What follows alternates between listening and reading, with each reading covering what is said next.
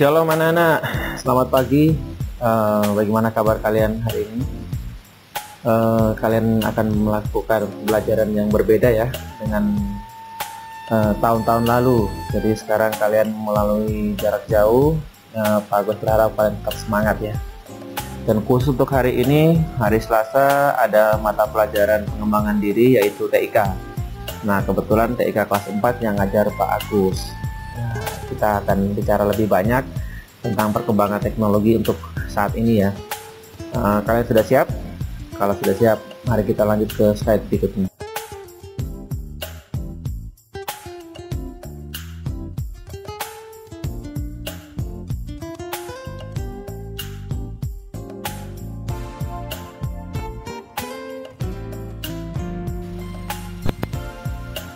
Nah, untuk lebih baiknya Pak Agus harus konfirmasi dulu nih ya. Anak-anak sudah siap belajar atau belum?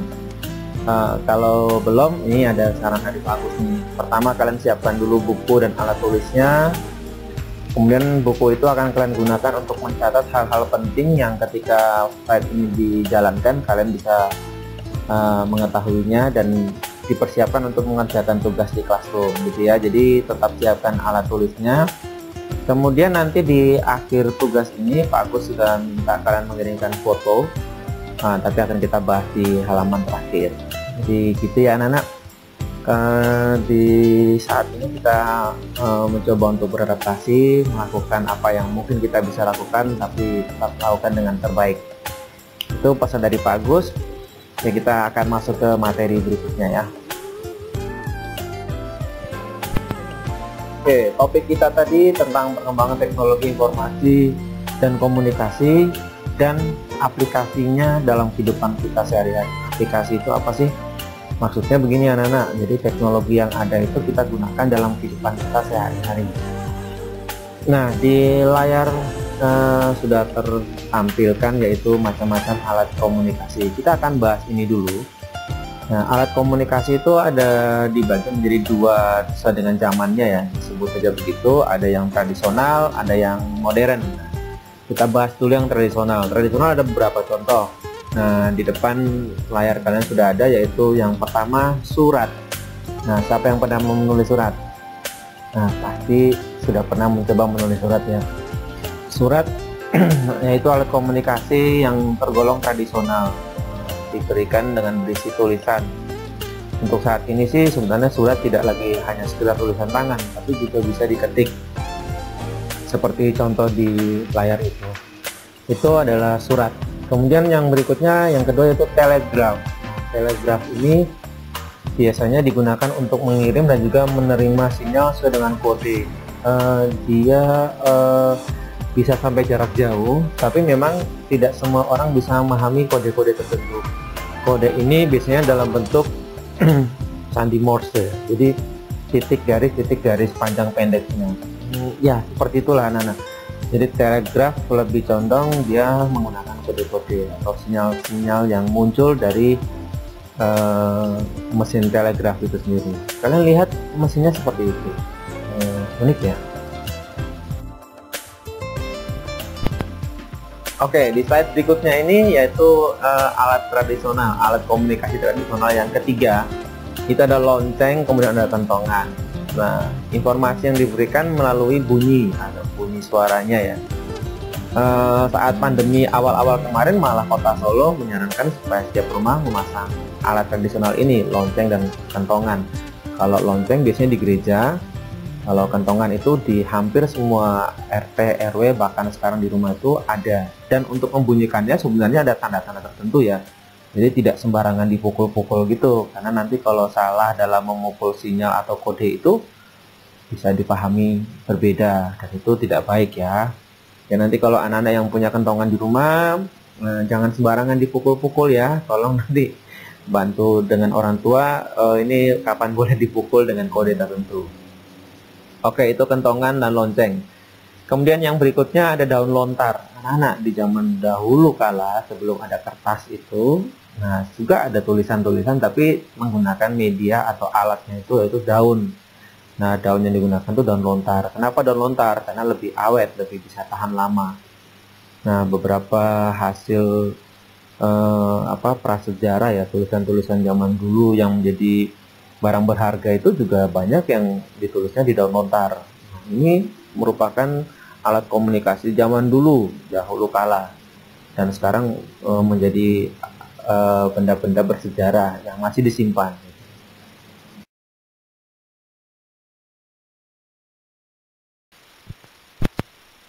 Nah, yang berikutnya ini unik sekali anak-anak. Ini adalah seekor hewan ya, merpati, burung merpati, tapi memang bisa digunakan sebagai alat komunikasi, alat menyampaikan informasi kepada orang lain.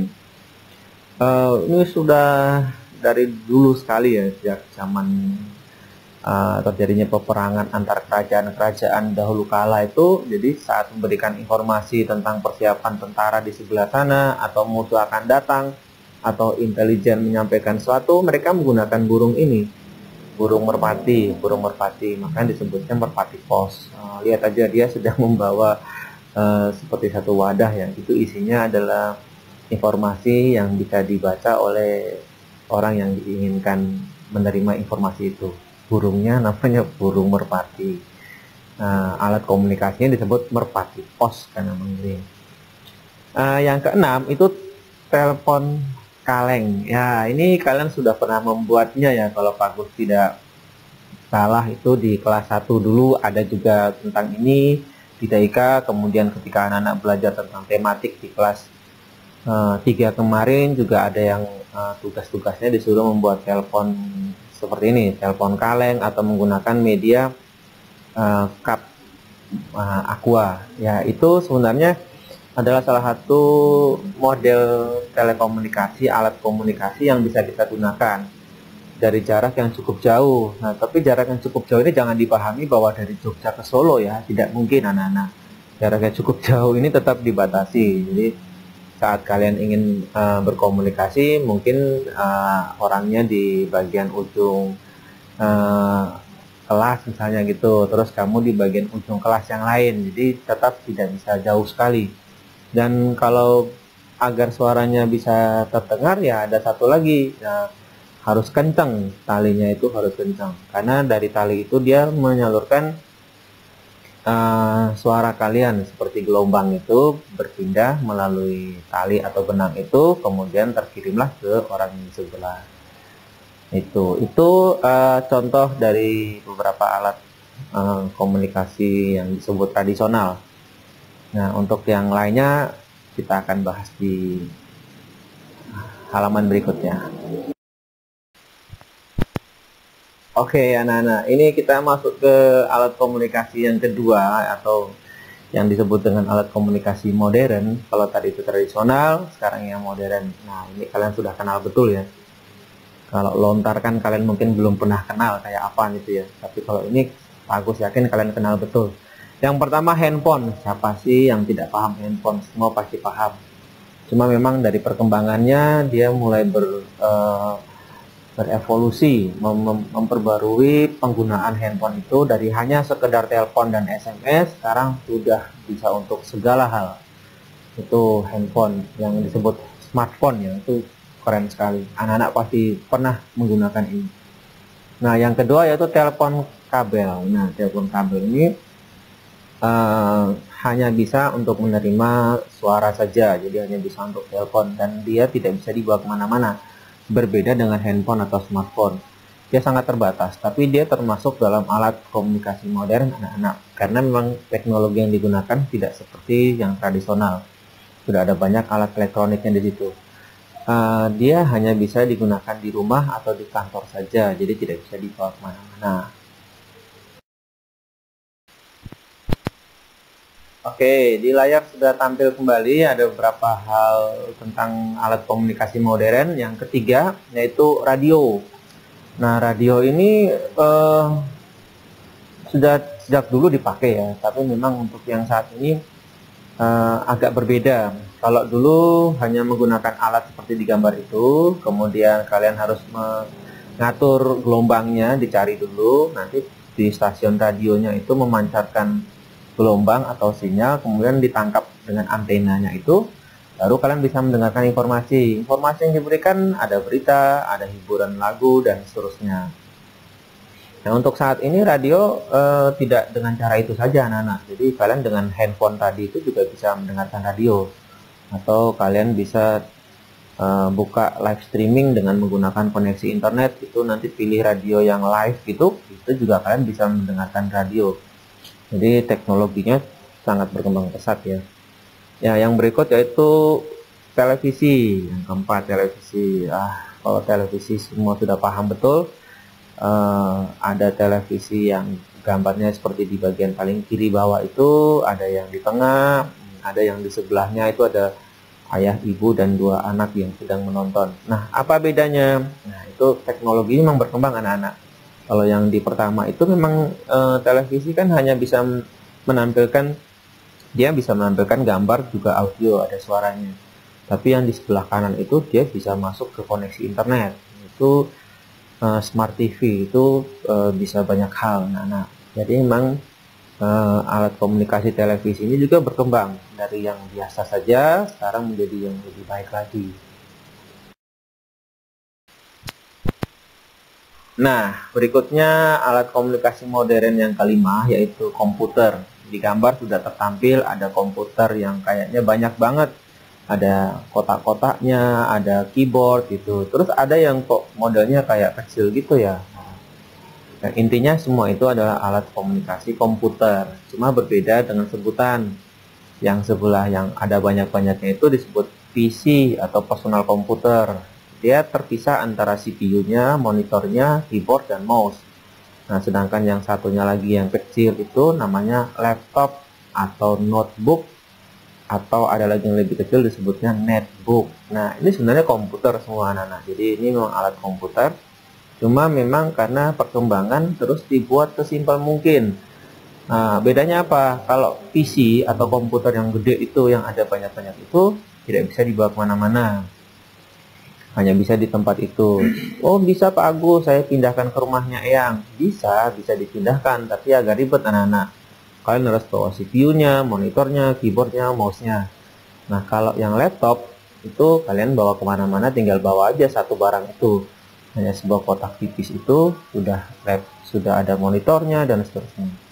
Jadi bedanya di situ. Tapi kedua hal ini ya kita sebut komputer. Ada yang laptop, ada yang PC.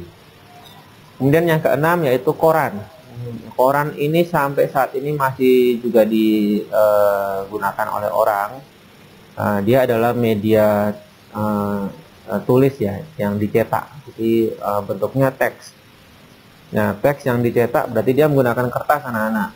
Tapi di kemudian hari menurut Pak Agus sudah tidak akan ada lagi. Mungkin ya, kita nggak tahu ya kayak apa. Tapi saat ini sudah mulai muncul lembaran-lembaran itu tidak dicetak tapi dikirim melalui email. Jadi kita juga bisa membaca informasi itu seperti koran itu, tapi tidak dalam bentuk kertas, tidak dicetak lagi. Jadi mungkin perkembangannya akan berbeda dengan tahun-tahun lalu. Mungkin setelah sekian tahun lagi kita sudah tidak lihat ini kertas-kertas koran ini. Kenapa? Ya karena memang pada akhirnya manusia mencari cara yang lebih efektif, lebih ngirit ya, dan tidak merusak alam. Kenapa kok bilang merusak alam? Kertas itu kan terbuat dari pohon ya, dan kalau seandainya kita boros-boros dengan itu, mungkin bumi kita akan kesulitan, kita pun juga kesulitan. Jadi menurut Pak Agus, anak-anak tetap harus mengikuti perkembangan ya, cari tahu informasi-informasi itu. Oke.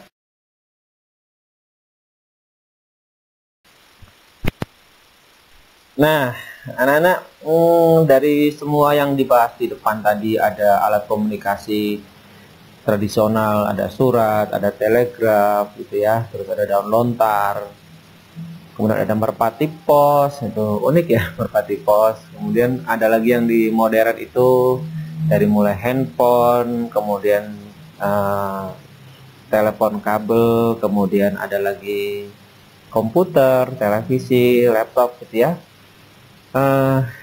Kita melihat bahwa sebenarnya perkembangan itu dia menuju ke hal yang lebih praktis, hal yang memang menjadi bisa digunakan untuk kehidupan kita sehari-hari. Nah, ini kita belum bahas ke satu hal yang lebih dahsyat menurut Pak Agus ya.